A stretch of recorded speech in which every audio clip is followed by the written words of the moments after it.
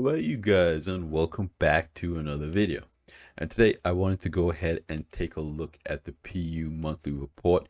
This has a lot of exciting new features coming up to the game. It's basically what the developers are working on. Um, yeah, I'm really excited for the future of this game, for the cargo update, and essentially 4.0. So without further ado, let's get right into this video. Let's get right into this monthly report. Okay, so first off, we're kicking things off with AI features and tech. And uh, basically in this section of the report, I know that CIG is working on a lot of stuff, and you can see it in the PU right now with a lot of the NPCs at distribution centers and bunkers. They are behaving more useful. They are like taking cover. They are pushing the player in combat. And so I can see that CIG is making strides, but at the end of the day, that server performance, it really comes down to server performance with these NPCs. And I hope that, again, 4.0 and server meshing can kind of ease the load a little bit and make them perform a little bit better. But basically here, following the launch of Alpha 3.23, AI features supported the upcoming point patch and feature releases. Okay, this is particularly important with the recent improvements to the hostility system. AI comes across two others are fighting, and they are friendly with both, doing nothing. It's not a valid response. Basically, CIG is just kind of going over here what the AI tech is doing here. So again, they supported bug fixes. Improvement was made to NPC pushing trolleys using elevators. Yeah, smoother animations. That's all good stuff. Allows the NPC to understand when cover is being destroyed. Yeah, for ship AI, they continue making improvements and fixing bugs related to falling splines and backstrafing. Yeah, backstrafing is kind of an issue with NPC combat, space combat right now. Gameplay animation focus work on numerous creatures, including unreleased Quasi-Grazer. And this was a creature that we saw at CitizenCon. It has, the eggs underneath its stomach there. It is basically the space cow of Star Citizen. Okay. Art. Characters in May, the character art team completed high poly phase for 2 special armors and continue updating utility armor. A new heavy specialist armor began development too. Character art also supported requests for the character customizer, while the hair team started work on new hairstyles for future releases. Progress also made on new creatures. Okay, so this is very good. I think the armor system again is one of those things that I know CIG wants to focus on specialized armors and kind of develop out this armor rarity in the game, but I again feel like the gameplay doesn't really lend itself to that kind of system. I don't think it makes sense. I mean, again, for a lot of players that go into the game, the way they play it right now, yeah, I don't know. I'm still very skeptical on how that's going to work out. For now, I think it's just kind of like a cosmetic thing. Players find, rare armor in game, they take a screenshot of it and they post it on Reddit. But I mean, for now, I kind of feel like that's kind of the extent of the usefulness of kind of quote unquote legendary heavy armor. I think in most combat situations, they're just kind of too slow. Then we have community. Okay, the supporting Alpha, 3.23 and whatnot. We see that, they went to different events, boss citizens. A lot happened because of Invictus. It was a huge event in the game. And so that's really exciting and good for the team. Okay, core gameplay. This is really the meat and potatoes. This is really what I wanted to talk about today. I want to see what's going on here. Okay, so the core gameplay pillar spent May closing out tasks and bug fixing for Alpha 3.23 and 323.1. While part of the team focused on the final touches for the cargo feature, the majority continued working on gameplay features for Alpha 4.0 and beyond. Okay, in May, the core gameplay pillar completed a significant amount of work on the multi-tool refactor planned for 4.0. This will provide a more streamlined experience by putting the tool's primary attachment action on the left mouse button and the secondary mouse action on the right. Okay. Planning for the remaining multi-tool refactor work, such as an updated UI and battery consumption, was also completed. Okay, now so this battery thing is something that we have heard about. They do want to add item charge and drain. So kind of just like ammo in your sidearm. Essentially, the multi-tool will use consumable batteries that more likely you'll have to buy and recharge if you want to use your multi-tool in that way. Now, what is kind of interesting here is them talking about rebinding the multi-tool. This is always kind of interesting to me because players can always just go into the options and rebind any key that they want. So taking it off the left and right mouse button, I don't really think that's a big deal. I think honestly, CIG should stop worrying about key bindings and, worry more about on the functionality of how it's going to look like. Okay, so if you rebind the way that you use the primary and secondary action, I mean, I don't see how that's a major thing that needs to be focused on right now. It's basically what I'm saying. I think if they're worried about key binds, players can just rebind it themselves.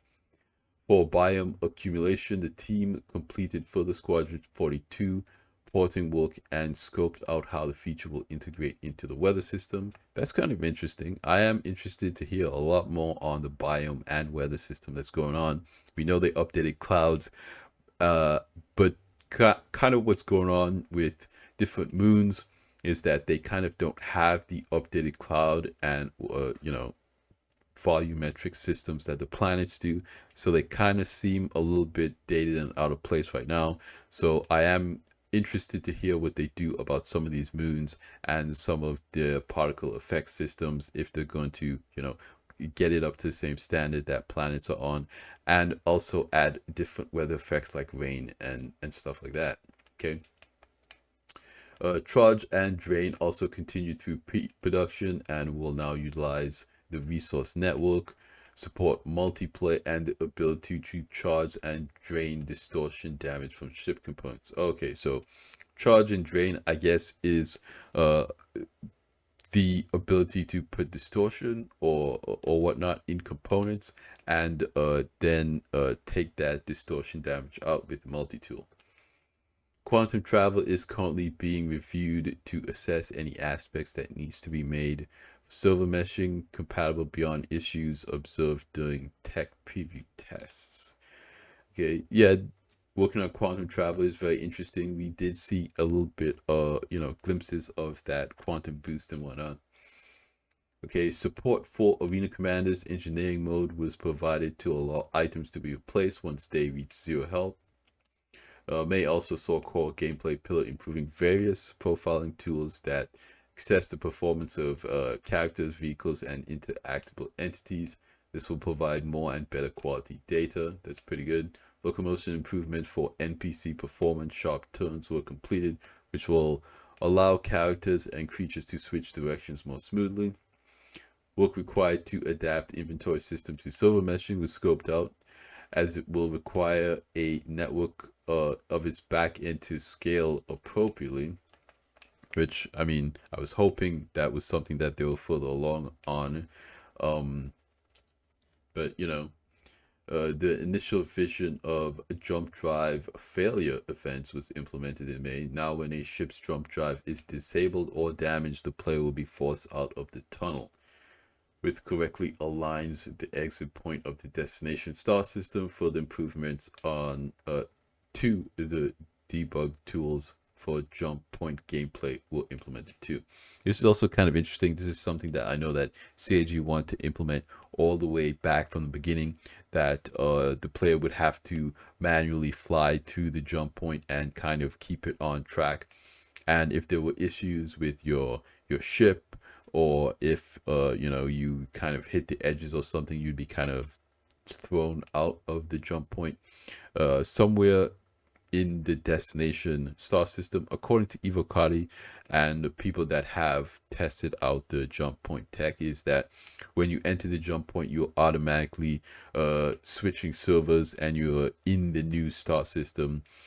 So the travel in the jump point is in the new star system. So for instance, if you were going from Stanton to Pyro and you enter the jump point, you're in Pyro when you're in the jump point tunnel. So I think that when you get thrown out of the jump point, you'll be somewhere in Pyro. Now this could be interesting and good for gameplay. People thrown out of that tunnel will presumably need to be picked up by somebody, towed by somebody, refueled by somebody, or they might need coordinates to get where they're going.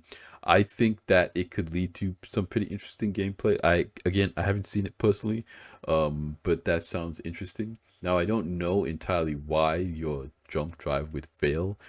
Maybe it's out of power or fuel or something, or maybe the component has degraded because you didn't do maintenance to it or something like that. It is kind of important for CIG to preemptively design failures for these components, even if it isn't particularly intended. For engineering gameplay, the team implemented power tools, which allow the streamlined power management of grouped items like weapons and thrusters. The resource network was enabled by default in main Star Citizen's development branch, which is good, which ensures all teams can work with it and integrate their features and content with it. Now, as a lot of you guys have seen with the Retaliator, I haven't gotten my Retaliator video up yet, but that ship does have the ports for the relays and the resource and network management tech that's in the C2, M2, and A2 ships right now. But it essentially means that CIG will have to go through all the ships and try to get them at that same standard so players can do that stuff. That is probably a lot of work. So yeah, I'm hoping for the best for the devs so they can kind of be able to go through all of that for 4.0. I know that is a huge task.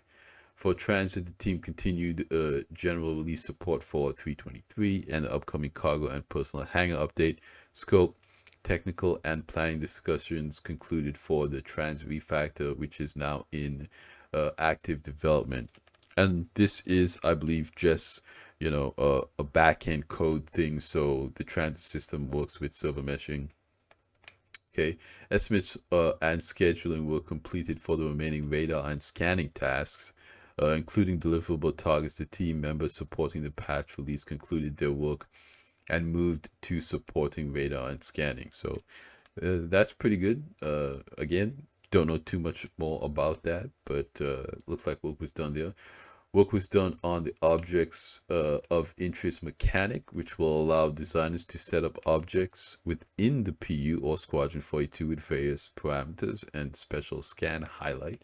Special material was also applied when an object is occluded so that it shows one material within the line of sight and another when obstructed. The team also added a fading effect for highlighted objects based on distance. Okay, so that material reference kind of refers to a highlighted outline around an object. When you're in a game and an object is interactable, it will have a highlighted outline around it. That's considered a material in developer terminology. And so when they make different materials for objects in games, it's just kind of like a highlighted color when you kind of focus on it. So basically your character will shoot out a invisible ray, and whenever that invisible ray comes into contact with an object with this material applied to it, it will show up. So I'm assuming this again comes down to radar and scanning. So when you scan an object, it will essentially highlight the object and say that this thing is X, Y, and Z. And presumably you'll also get information on your HUD about that object. Okay. Additionally, work was done on including organizational information in FPS scan data. Basically, what I was talking about a little bit earlier, while new uh, SFX was added when attempting to ping while the ability is on cooldown. Oh, okay. So, basically, your FPS scanning is kind of like an ability that has a cooldown. You can't just spam it. Also, CIG kind of talked about when you use it, you're also kind of giving away your position.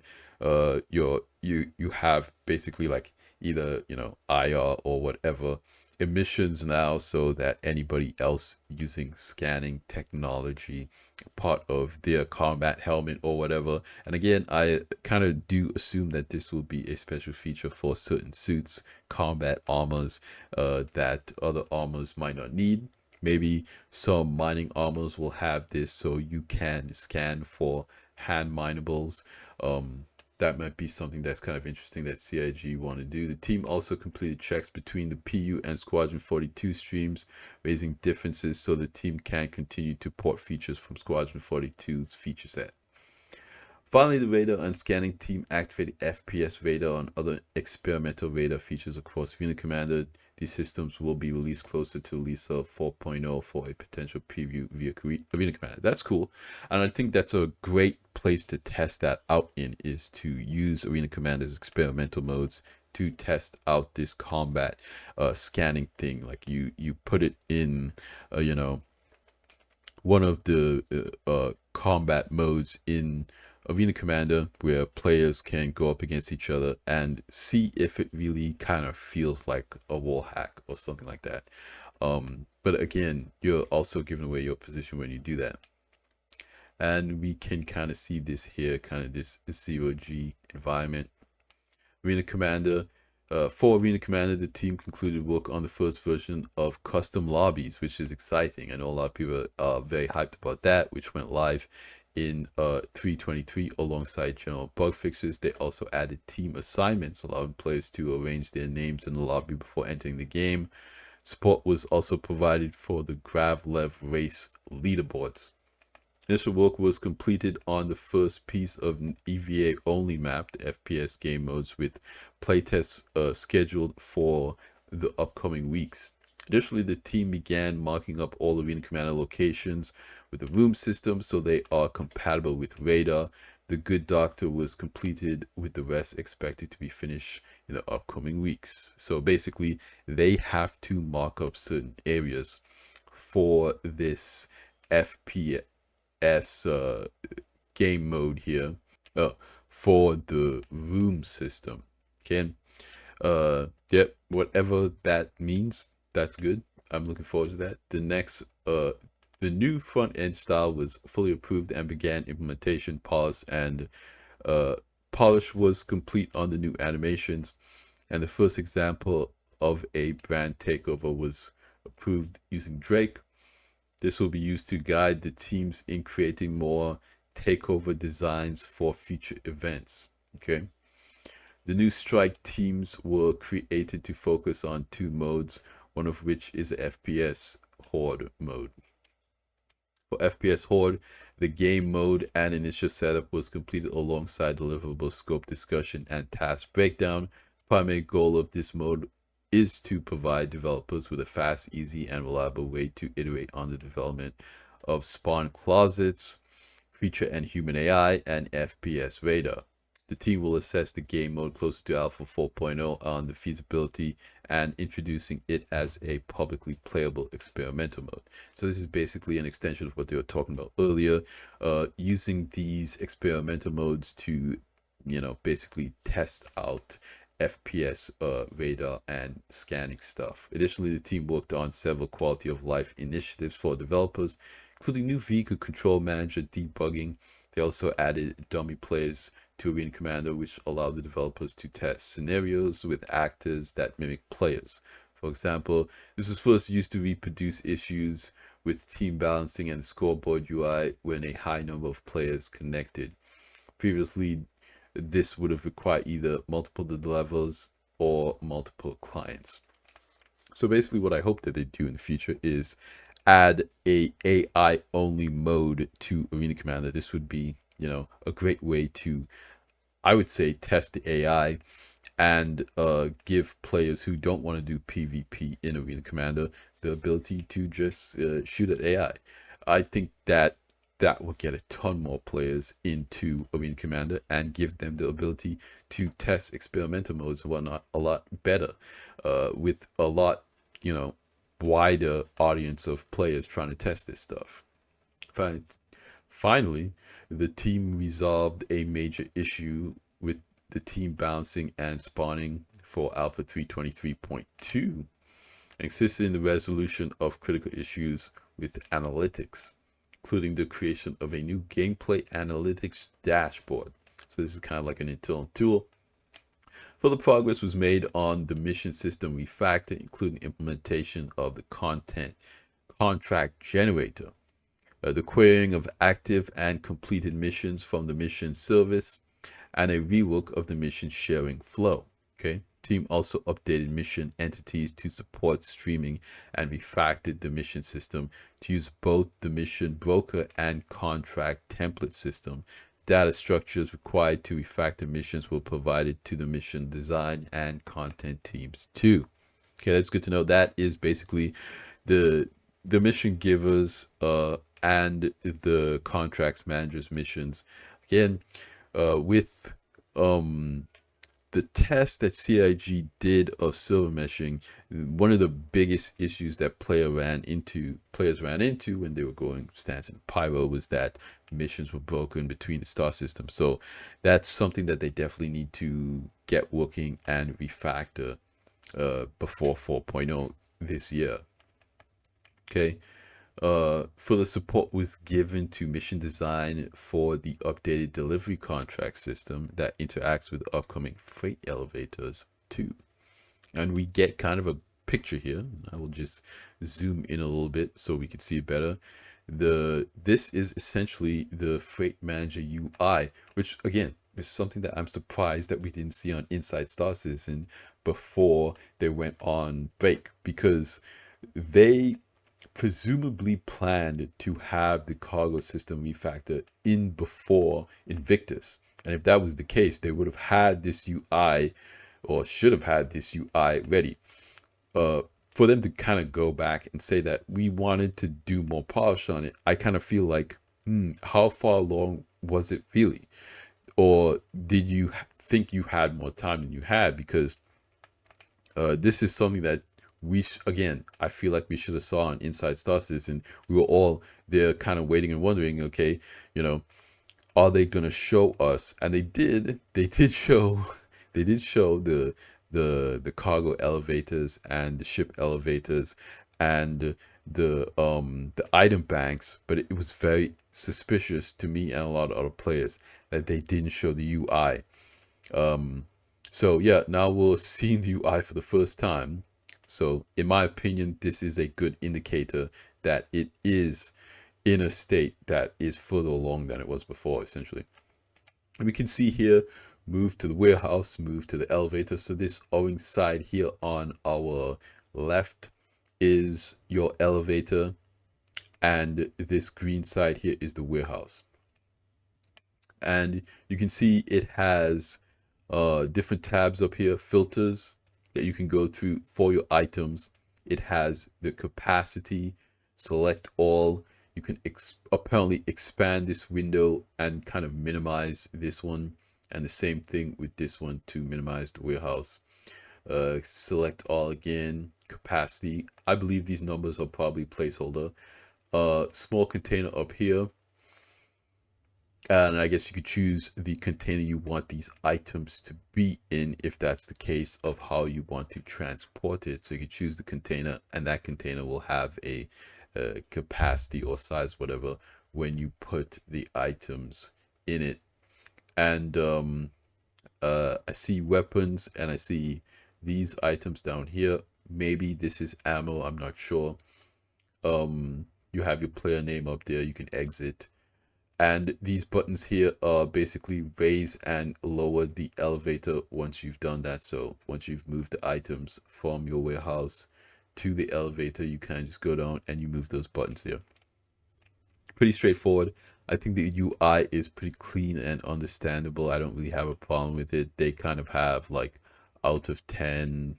And again, those are just kind of like the numbers. If you go through and you look at the inventory, player inventory, it kind of has that as well too once you merge the items there.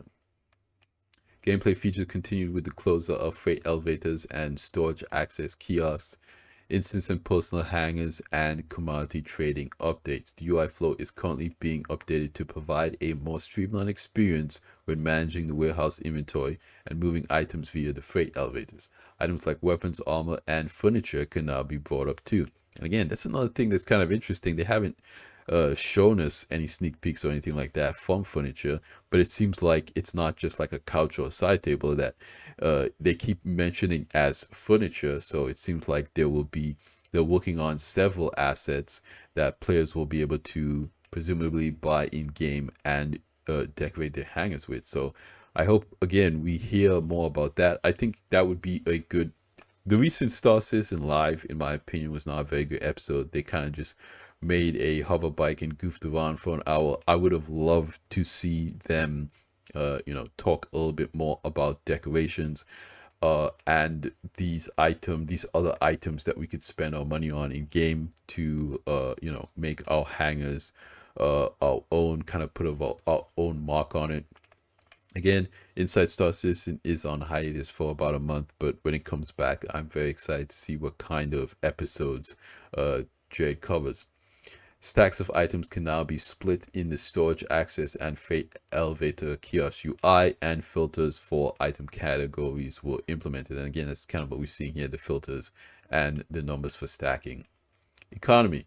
Last month, the effort versus reward algorithm was documented, which enabled the economy team to determine the technicalities of implementing the mission system refactor. Once live, mission rewards will be based on the time and difficulty to complete. This was something that the players have been asking for a while and kind of questioning, and like, there's this delivery mission where I have to, go to 3 different locations and move 3 different boxes and fight enemies, and then I get like, 9K or something like that. That doesn't really make a lot of sense. And then I can go and do this like bounty mission and kill a pirate, and I get like, a 500,000 UEC. It's kind of crazy. So, and again, I think Elliot talked about that on Star Citizen Live, where he was just like, he kind of just put stuff in there, and the economy team went in after to kind of figure out what was going on, why so much drugs was spawning on certain ships, and well, why it was. And again, that was just the mission team trying to get everything working, and I think streamline that whole experience. But now I think the economy team has the authority to kind of go in and try to balance that. So when a mission is being made, the economy team and the mission team is collaborating with each other to make sure they get the numbers right across all the missions. He also supported Invictus launch week and existing cargo missions. A design for the refactor of the shop system is on the way that will provide more flexibility for trading commodities and item shopping. Progress was also made on an algorithm to determine base prices of commodities. Now, again, this is really interesting because it's one of those things where I think, CIG just had numbers inside the game that, was again workable, but not something that where the price of one commodity would relate to another in a logical way. So I think now moving forward, they kind of have to set prices for these items based on, how valuable they want certain items to be. And they're going to have to do this whole process again when crafting comes up, because I think, crafting is going to set a whole different, well, having an algorithm to basically set the prices will kind of help them when crafting comes out, because then they can kind of presumably, and again, I don't know how this algorithm works, but they can presumably put in kind of the finished product that these materials are supposed to make. and kind of calculate that and extrapolate that out to get what this individual material should cost. So I do think they need an algorithm to design that to determine those prices and make it a little bit easier for the developers. So that is interesting. That's a very good thing. Interactables, we can see here one of the new cargo boxes, and they did implement a lot of new cargo boxes in the game already. This is pretty cool looking, and I've seen a lot of the new cargo boxes also have, you know, the shipping companies logos and different stuff on here. You see this little liquid container, very cool. We're starting to see some of this stuff in game. I'm very excited about it. Last month, liquid carrying cargo containers were worked on with all sizes moving from white box to final. You can see the larger liquid cargo containers. Very cool looking stuff. A destructible generator was also made for search and destroy missions. Devs are currently working up to final with separate pieces that will detach upon destruction. That's cool. So in some missions, you'll have to go and destroy this generator. You can see it here in pristine condition and then in destroyed condition. Lighting was spent time finalizing work on instance hangars. Once completed, they kicked off new content for 4.0. They also began the look dev stage on a new cave archetype. Okay, that's pretty cool. I know they were also working on different, you know, cave archetypes. We have the sand caves now. You know, in the future, we'll probably get like some overgrown caves, some kind of foresty cave on different biomes and different planets. So, you know, keep your eyes out for that. Location saw a new landing zone team fixing bugs for instance hangars for moving on to mandates for 4.0, including crafting the remaining stations for Pyro. The organics team continued iterating on new biomes. Okay, again, very cool. Mission design. Throughout May, mission design completed working on cargo missions, specifically polishing the abandon flow. This is used when a player decides they no longer want to play the mission. For example, if they have already picked up a load, the contract will give them an allowed time to deliver it closer to the location, take less reputation hit. If the player doesn't deliver the cargo in the allotted time, it will be marked as stolen. Okay, and again, that makes sense. So basically, the gameplay flow is you take a mission for the cargo.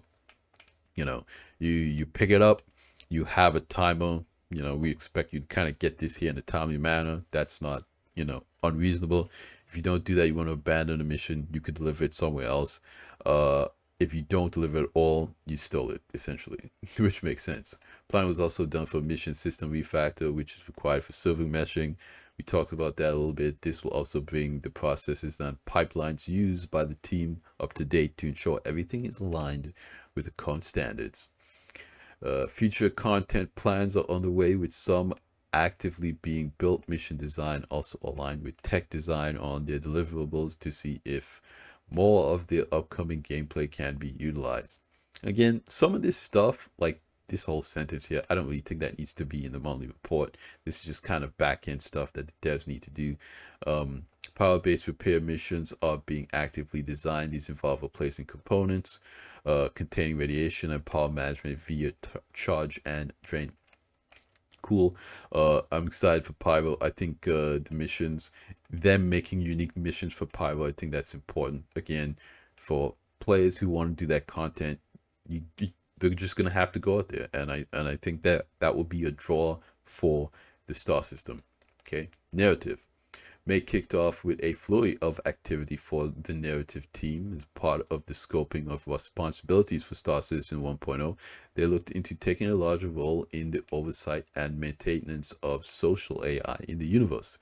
This includes reviewing and adjusting existing civilian behaviors so the personalities of the various locations and landing zones come through.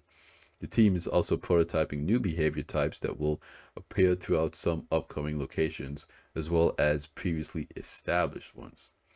This led to initiatives to develop vertical slices for social spaces to test out a variety of larger scale mechanics, such as day-night schedule updates to vendor bartender behavior and some mission providers in a contained space to make sure they're providing the desired content before expanding. And again, this is another thing that CIG talked about, that they wanted to bring in more narrative beats to these landing zones to kind of give them more lore and more flavor. I think that's a good thing to kind of diversify the content that you're going to get from certain landing zones. This led to initiatives. Oh, I already read that. As part of 1.0 development, further work was done on the location stories for the major landing zones, with team members working with design to tailor the story to the gameplay. These missions will provide exciting opportunities for players to embark on adventures that embellish local storylines. The team also continued to support upcoming patches by providing narrative content for some of the upcoming mission modules, providing additional in-fiction names and descriptions for items, and working with the core gameplay teams on future mechanics. On the website, the narrative team posted, okay, online technology, R&D, tech design, UI, VFX, web platform, all this stuff is really good. But you don't really need to get into that because it has nothing to do with gameplay. I'm usually just interested in, again, narrative, missions, locations, and gameplay. I think that this update here with the freight elevator kiosk screen is very cool. And I think CIG is doing a lot of cool work. So I think that was a very good monthly report. I think we got a lot of interesting information about what's going on behind the scenes. I'm excited for Inside Star Citizen to come back after their well-deserved break. You know, the episode of Star Citizen Live wasn't the best. You know, again, at the end of the day, I think that it is good to, you know, see behind the curtain, look how, you know, be able to see how things are made, whatnot. That is interesting. But at the end of the day, there's a lot of unknown information about what's coming in 4.0 and 1.0, and you know, even the cargo patch for 3.23. So I would love to know more about that stuff. But let me know what you guys think in the comments down below. How excited are you getting for 4.0, 1.0, and even the cargo patch? I want to hear from you guys in the comments down below. I love talking to you guys. I'm very active in the comment section under these videos, so do not feel shy. I want to hear what you think. That's the whole reason why I post these videos. I want to hear from you guys. So keep commenting, and I will keep replying. I'll reply to as much as I can every single time. You'll see a ton of hearts down there. That's just what I like to do. I like to engage with this community. I want to develop a community on this channel. So with all that being said, that would be it for me here today, you guys. This is a very long video. I don't want to take any more of your time. Like I always say at the end of these videos, you guys, like the video if you liked it, subscribe if you want to see more, and I will see you guys in the next one. Salut.